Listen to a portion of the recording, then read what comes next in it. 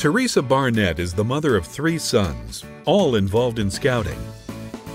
She became involved in the popcorn sale by becoming a unit colonel and then became the district colonel for the Ozark Trails Council in Springfield, Missouri.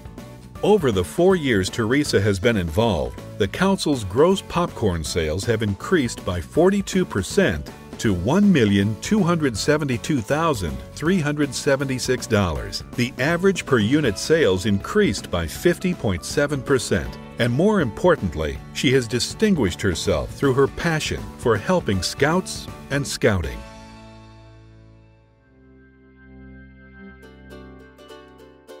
I try to let the parents understand that goal setting is a skill. It's not an automatic thing, and it's something that has to be taught. It's important to understand that we are setting the foundation of that now, and if we don't want our kids growing up sitting on our couches eating pizza, playing video games all the time, we have to teach them how to set goals. The successful people in life have learned how to set goals. It's all about taking it and turning it into a business approach. So goal setting goes along with that, but it's not the only thing. There's communication, and there's speech, and there's listening skills. You know, all of these are skills and not just automatic.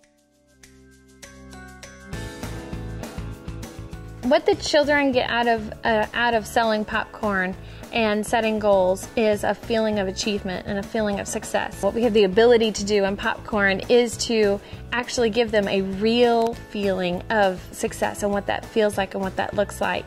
And when we do that early on with a kid, they build confidence, a sense of ownership when it comes to the popcorn or sales, and to their scouting, because when they sell lots of popcorn, they have the ability to be able to pay for their own scouting experience, and that's a wonderful gift to give to a kid. The other thing is that 70% comes back to local scouts. There's not a fundraiser that can really trumpet that.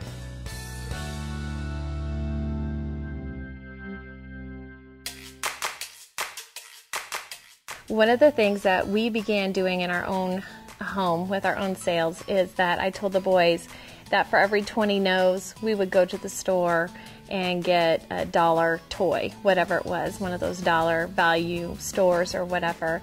And so we did that in the very beginning. And so what happened was that turned the no into a very positive thing. I'll never forget one man said no and slammed the door in the boy's face. And my boys turned around on that porch with big old smiles, and they were like, yes! What's amazing is now that they're Boy Scouts and they're selling popcorn, they don't need a trinket for every 20 no's. They know it's going to come. And so when someone says, no, I don't want it, or I don't buy popcorn, I can't eat popcorn, whatever the excuse is, or they just say no in a very rude manner, the boys tend to say, thank you very much, have a nice day, with a pleasant smile and a wonderful demeanor, and they go right on to the next person. I was selling popcorn at a gas station with my son, Joseph. This gentleman pulled in, and he pumped some gas, and then he was walking into the store, and Joseph said, hi, would you like to buy some Boy Scout popcorn? The man very brusquely said no, and he said, by the way, I like your dog, because there was a cute little chihuahua in the car. And the man went on inside, paid for his gas, came out and said, so you like my dog? And Joe said, yeah, I really like it. And so they had this whole conversation about miniature dogs and how they, just couldn't live without them. And before the gentleman left, he had bought some popcorn from Joseph and went on.